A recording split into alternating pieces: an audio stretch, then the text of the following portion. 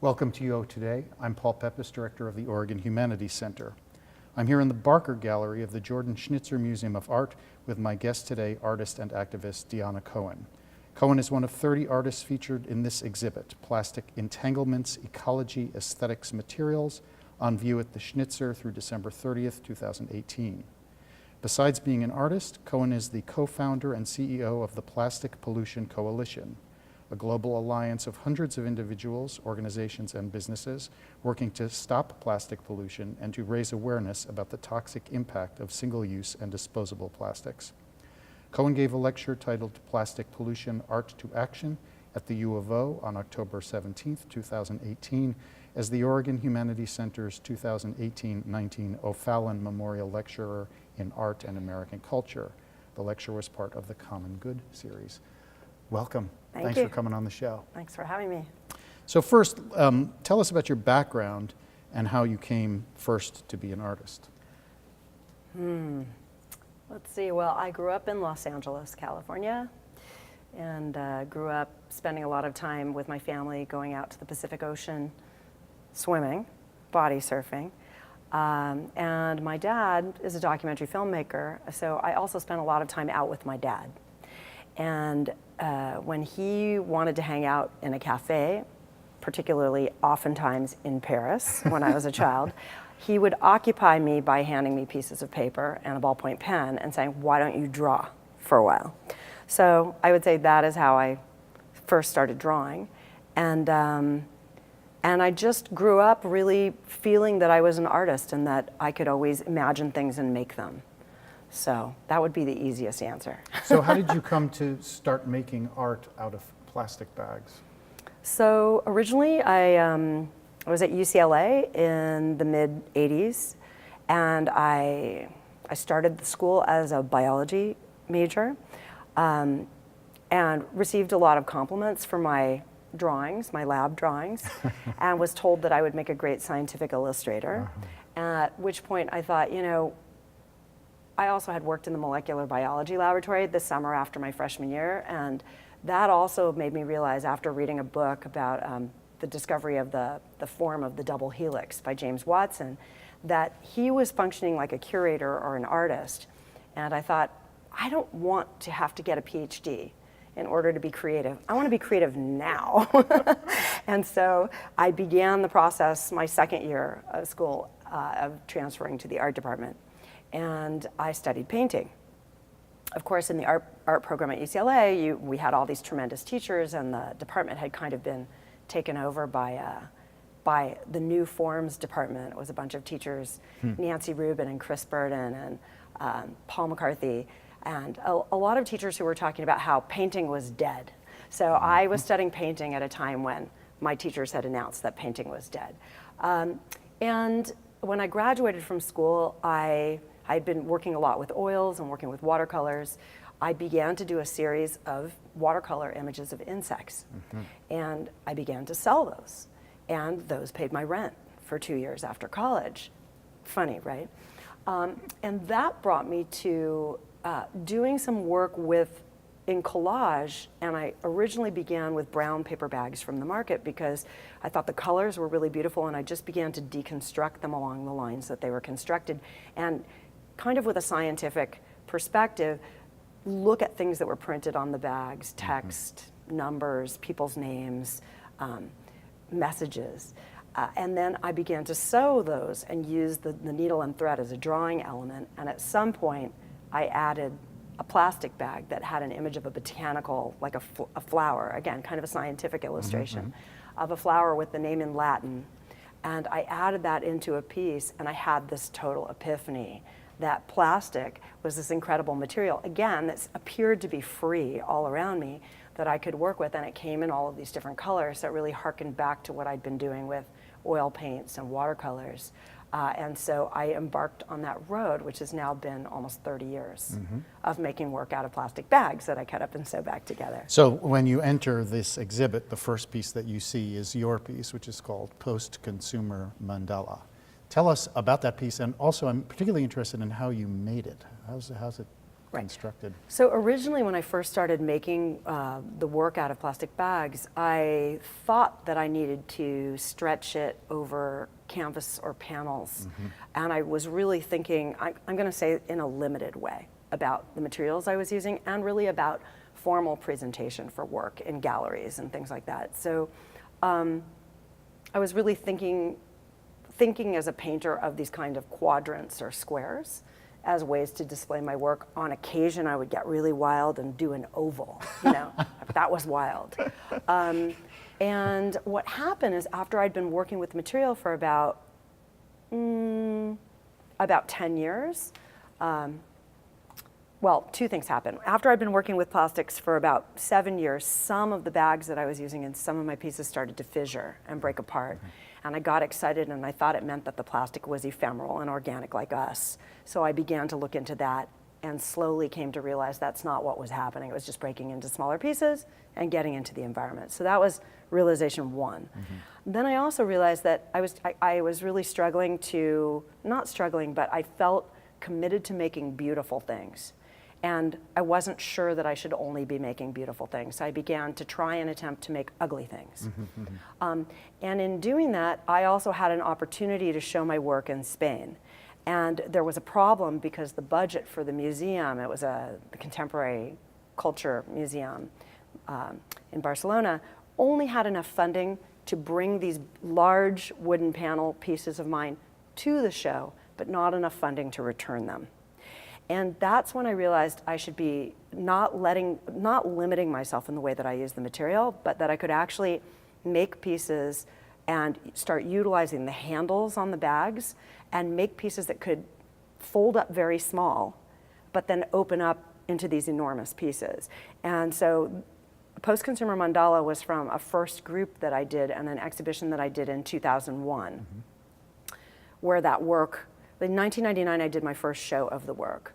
And then in 2001, things started coming out of the frames and becoming more misshapen or oddly shaped. And I also realized that I could use the material as more, refer to textiles or banners or flags or things like that. And I could have it drape, become more multidimensional.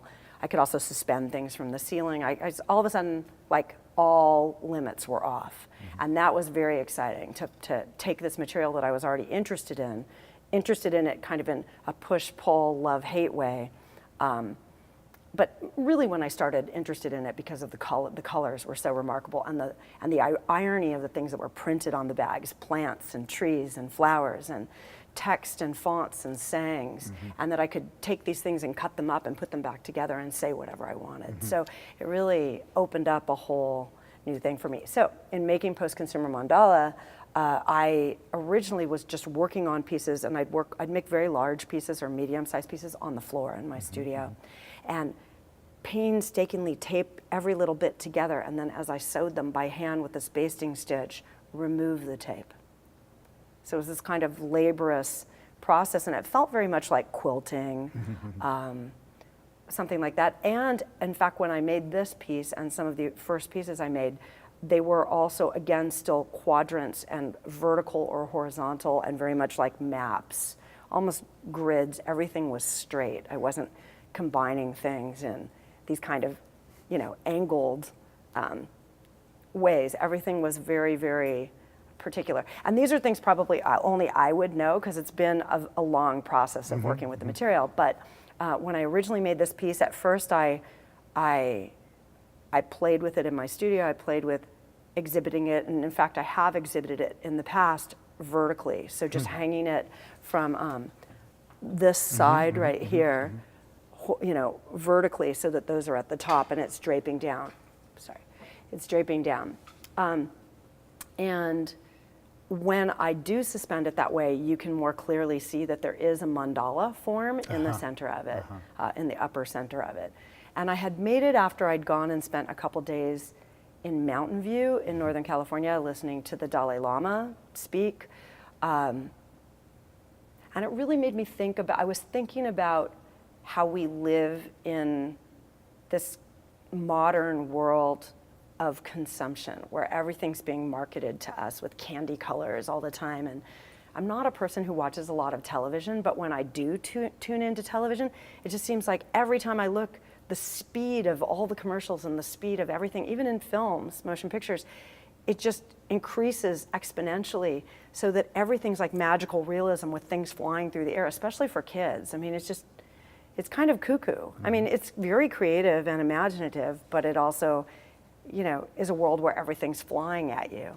So I was thinking about a lot of those things when I made this piece. That was a long answer. Okay, no problem, no problem. So it's the first piece that when people enter the gallery, and so it's the first piece they see for this show, Plastic Entanglements, which originates at the Palmer Museum at the University of UPenn. Yeah. No, Penn State. Penn State, Yeah. sorry, Penn State. Thank you for that. Maybe say correction. that again. Yeah, Penn State. Yeah. Palmer Museum at Penn State University. Anyway,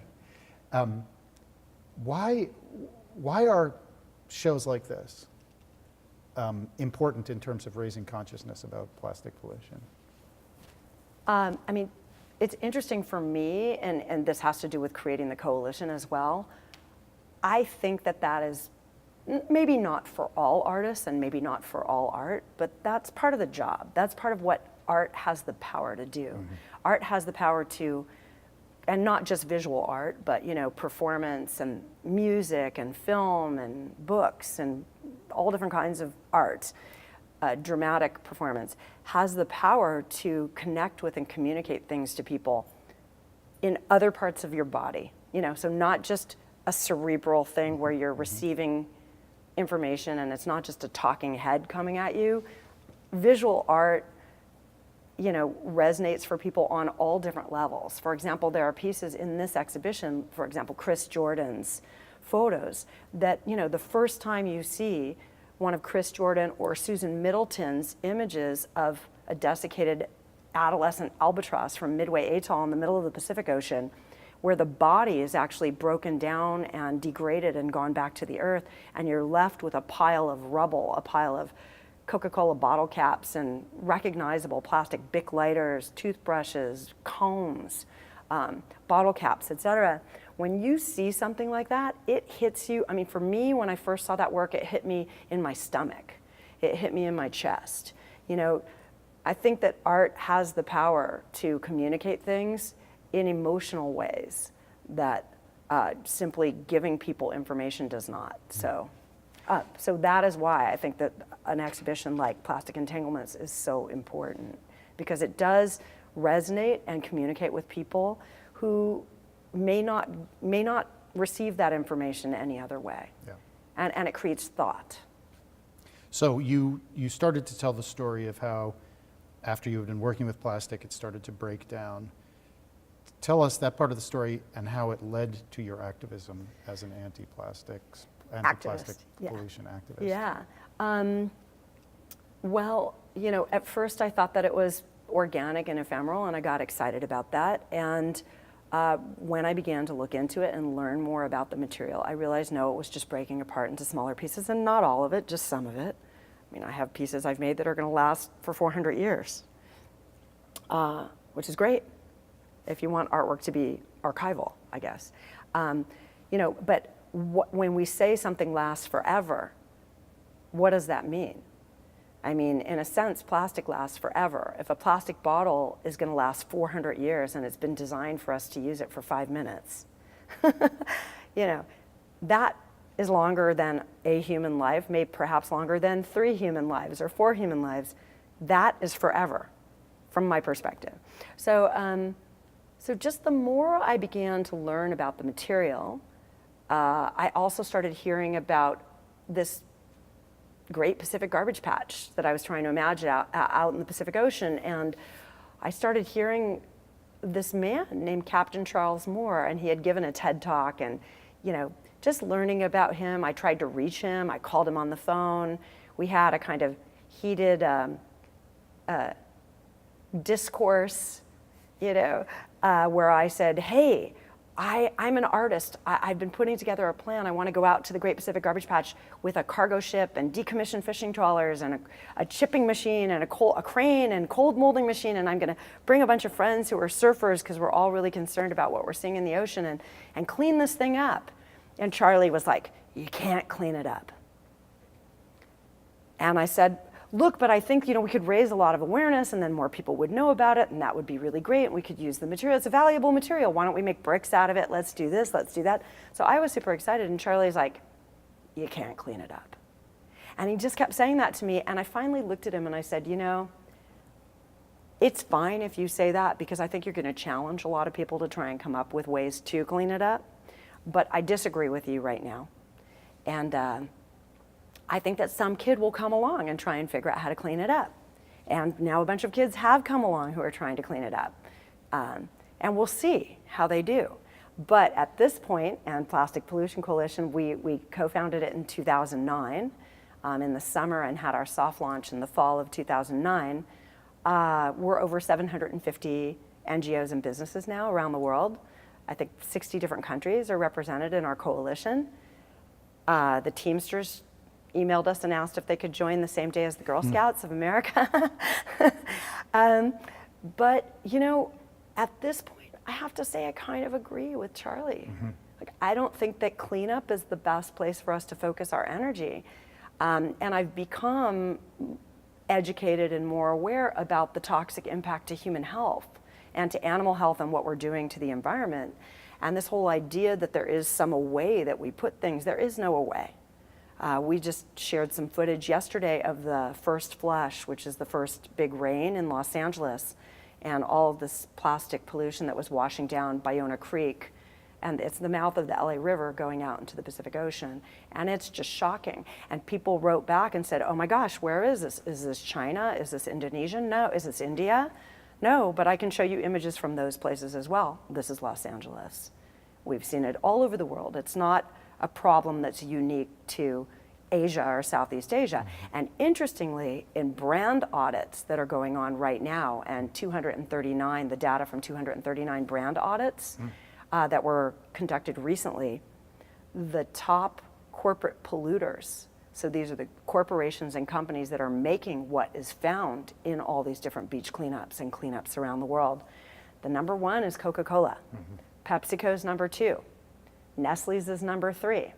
Unilever's in there. I mean, they're all there, the top corporate polluters.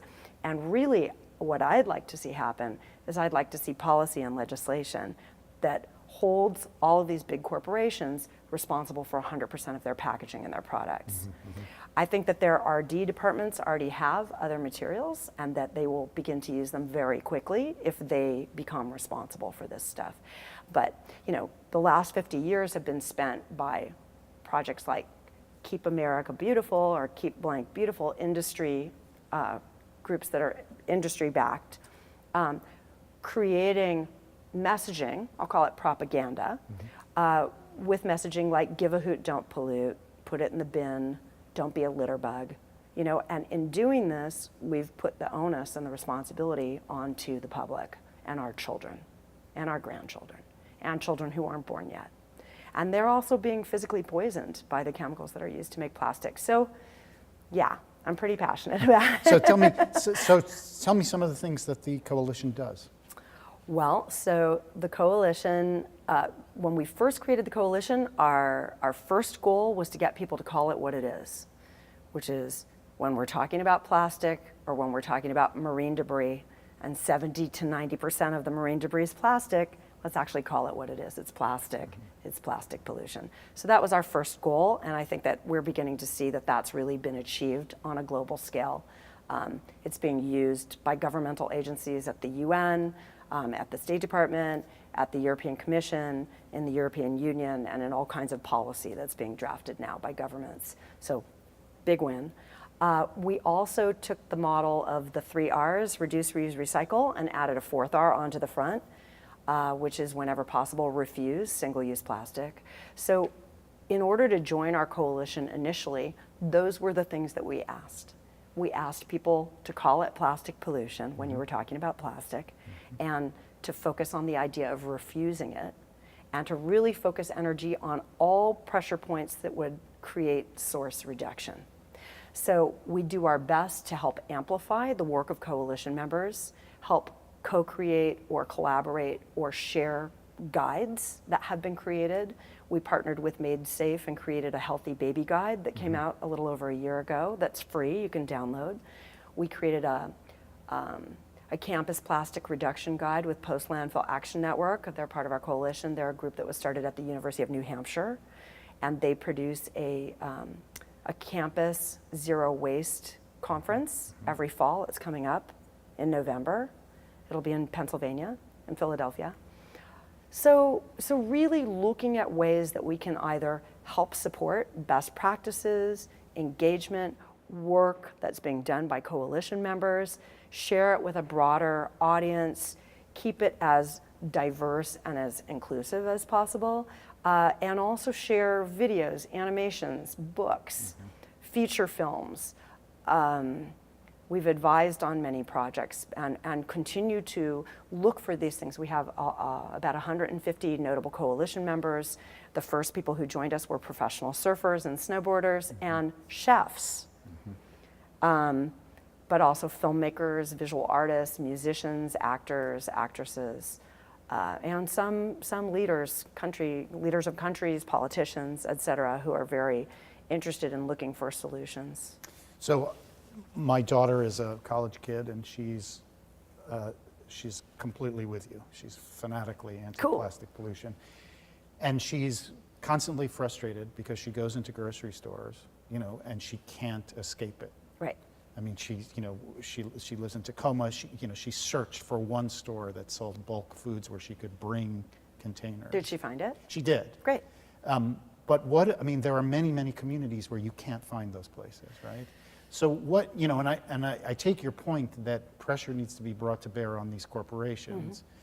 How do regular people like my daughter, right? What should they try to do to help this problem? So I would say regular people, which is all of us, a couple things. One, rather than feeling like it's so hard and it's so difficult, I wake up every day and I think, wow, it's going to be a challenge today. Oh, I've got to get on a plane and fly from Los Angeles to Eugene. I'll bring my reusable steel cup with me. I'll bring my reusable bamboo utensil set. I'll bring this, I'll bring that. And guess what? I used them. I used them at the airport before I got on my flight. I used them on the flight and asked them to put something in my cup for me to drink out of. So I didn't create any plastic pollution in my travel here. And that was fun. And it felt exciting to me. Like it felt like I had accomplished something. So in the same way, I think, what can we do in our local communities? I realize I'm totally spoiled. I live in Southern California. We have farmers markets all year round, and we have fresh produce all year round. I show up with my own baskets, my own bags. I bring glass jars. I bring little tiny bags. If I don't want to purchase little tiny cloth or muslin bags to use, I use bags from shoes that I've bought or something I was gifted that came in a little cloth bag. I just reuse everything. So that's fun. I also really do try to know which markets I'm going to go to find if I want to buy milk in glass or almond milk in glass, fresh cold pressed juices that are packaged in glass where you pay a deposit for the bottle. You turn it over, you get that deposit back when you come back. I have found a couple different places I can get yogurt in glass when I want yogurt.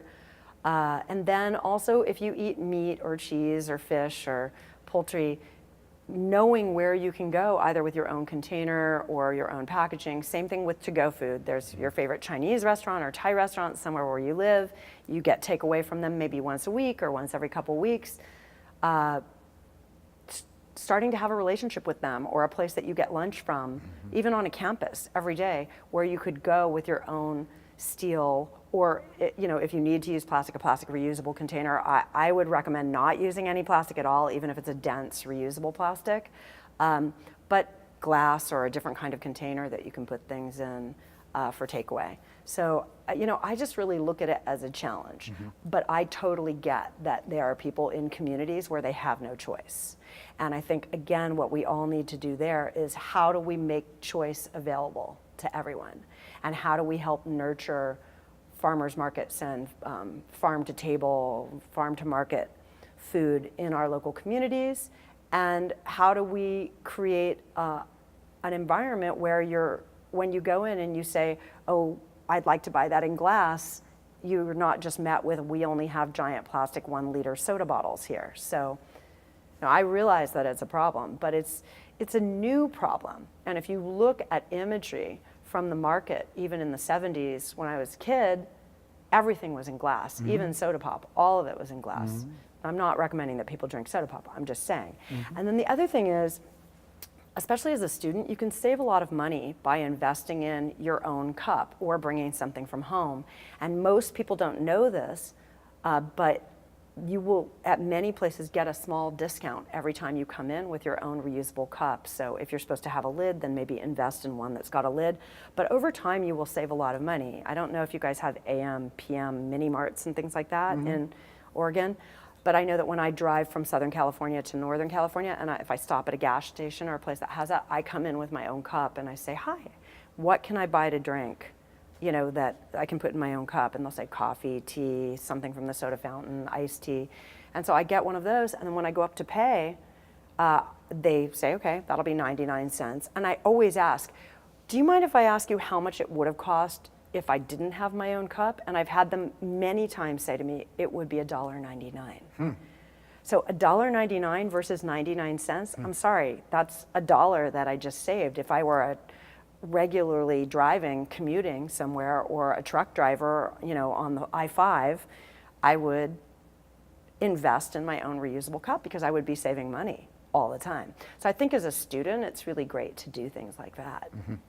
So we have just a couple of minutes left, so this will probably be my last question. I know that one of the things that you do is you spend time with children to try to educate them about plastic pollution. Want to tell us a little bit about that? Sure. Well, so also on the Plastic Pollution Coalition website, there's a whole resources section that has curriculum divided into different age groups for students from pre-K all the way through university that involves art projects and theater projects and, again, films and books if anybody's looking for info like that. When I've worked with kids, I had the opportunity in Spain one year. I was invited by the Benjamin Franklin International School, and I worked with kindergarten through 5th graders, 200 of them. We had a month, and we made a giant mural that was called Ocean of Plastic, and it's about 10 and a half feet long by 8 feet high or something like that.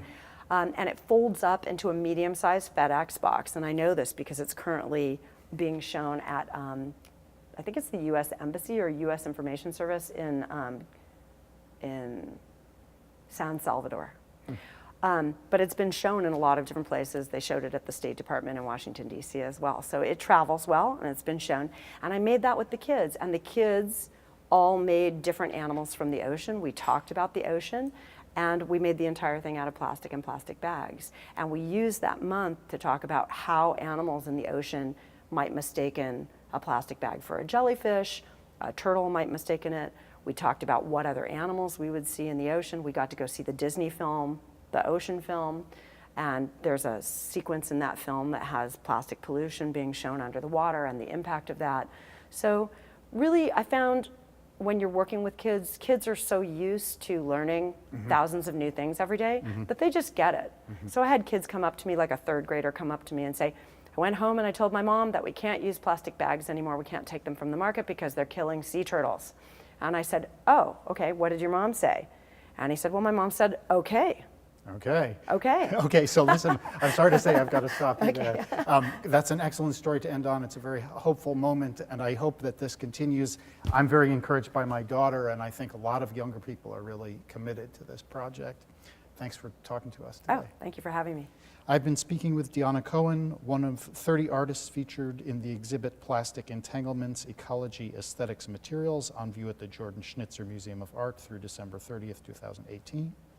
Cohen gave a lecture titled Plastic Pollution, Art to Action at the U of O on October 17th, 2018 as the Oregon Humanities Center's 2018-19 O'Fallon Memorial Lecturer in Art and American Culture. The lecture was part of the Common Good series. Thanks so much for watching.